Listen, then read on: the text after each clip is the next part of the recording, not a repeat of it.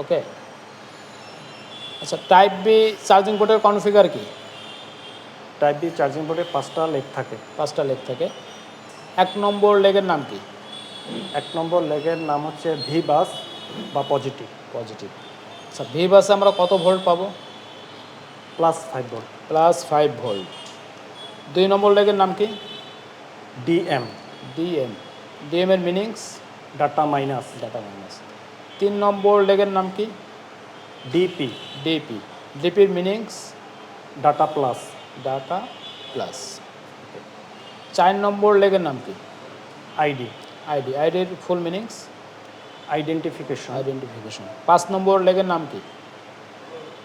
Negative বা ground. Ground. ওকে। আমরা দ্বিতীয় প্রশ্নে আসি। রেজিস্টরের কাজ কি? রেজিস্টরের কাজ হচ্ছে ভোল্টেজকে বাধা প্রদান করা। ক্যাপাসিটরের কাজ কি? ভোল্টেজকে ফিল্টার করা। আচ্ছা,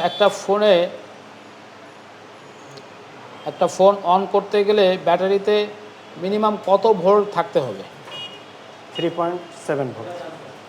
আচ্ছা, আমার একটা ফোন যদি আমি ব্যাটারি ছাড়া পাওয়ার সাপ্লাইয়ের মাধ্যমে অন করতে যাই, সেই ক্ষেত্রে আমার পাওয়ার সাপ্লাইতে মিনিমাম এবং ম্যাক্সিমাম ভোল্ট কত থাকতে হবে?